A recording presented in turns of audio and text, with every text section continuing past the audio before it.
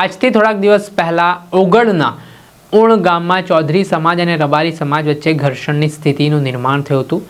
આ ઘર્ષણની સ્થિતિમાં 307 એટલે કે હત્યાના પ્રયાસની કલમો હેઠળ ચૌધરી સમાજના લોકો સામે પોલીસે ગુનો દાખલ કર્યો હતો અને 16 જેટલા લોકોની નામજોગ અને 1000ના ટોળા સામે અજાણ્યા શખ્સો સામે ફરિયાદ નોંધવામાં આવી હતી.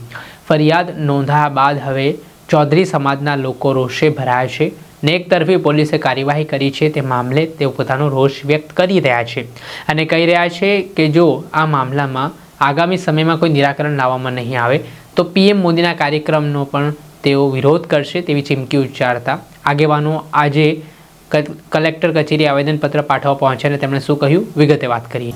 વૈષ્ણવજન તો તેને કહીએ જે પીડ પરાઈ જાનાને રે. દર્શક મિત્રો, નવજીવન ન્યૂઝમાં આપનું સ્વાગત છે. હું છું ફૈઝાન.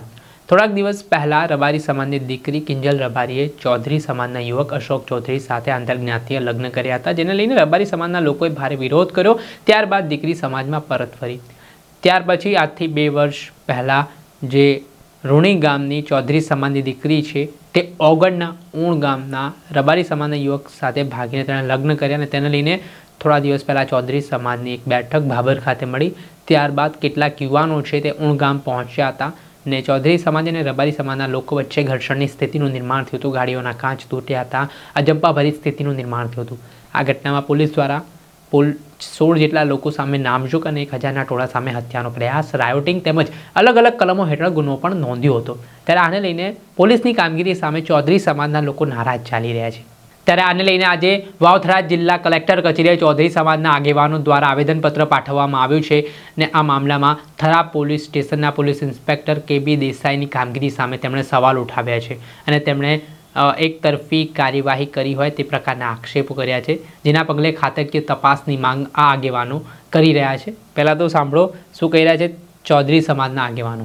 મુદ્દામાં 18 તારીખે જે ઉણ ગામે ઘટના બની તેમાં જે એક પક્ષીય કાર્યવાહી અને જે અન્યાયની લાગણી પોલીસ દ્વારા જે શંકાસ્પદ ભૂમિકા ભજવવામાં આવી તેના વિરુદ્ધ અમારું આવેદનપત્ર હતું. અમે લગાતાર જે રાજકીય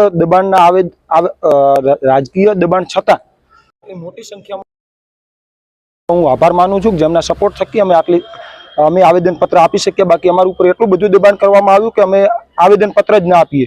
આપણી લોકશાહી દેશમાં દબાણ કરવામાં આવ્યું છે. કહેવાનો મતલબ કે જે બી આગેવાનો હોય કે બીજું હોય રાજકીય લોકો હોય એમના દ્વારા દબાણ કરવામાં આવ્યું છે અને તેમ છતાં પણ આટલી મોટી સંખ્યામાં ઉપસ્થિત રહ્યા એ બદલ હું યુવાનોનો આભાર માનવા માંગુ છું. દબાણ તો હવે જે મિટિંગો કરી હોય એમને ના પાડ્યો હોય એ ટાઈપની બધી વાત થતી હોય છે, પણ આપણે મેઇન મુદ્દા ઉપર આવીશું હવે કે જે અમારા મુદ્દા છે એ શું છે. પહેલો અમારો મુદ્દો એવો છે કે જે શંકાસ્પદ ભૂમિકા છે પીઆઈ કે.બી. દેસાઈની તેમને તાત્કાલિક અસરથી સસ્પેન્ડ કરવામાં આવે, કેમ કે એ પુરાવાનો નાશ કરવામાં લાગેલા છે. 5 દિવસ થઈ ગયા છે, હજી સુધી એમને સસ્પેન્ડ કરવામાં આવ્યા નથી અને એમના ઉપર ખાતાકીય તપાસ કરી અને જો ક્યાંક પણ ગુનો કંઈ દેખાય તો એમના વિરુદ્ધ એક્શન લેવામાં આવે. બીજી બાબત, જે પોલીસ દ્વારા 250+ ગાડીઓના કાચ બીજું તોડી અને જે નુકસાન કરવામાં આવેલ છે અને સરકાર દ્વારા નુકસાનનું વળતર આપવામાં આવે.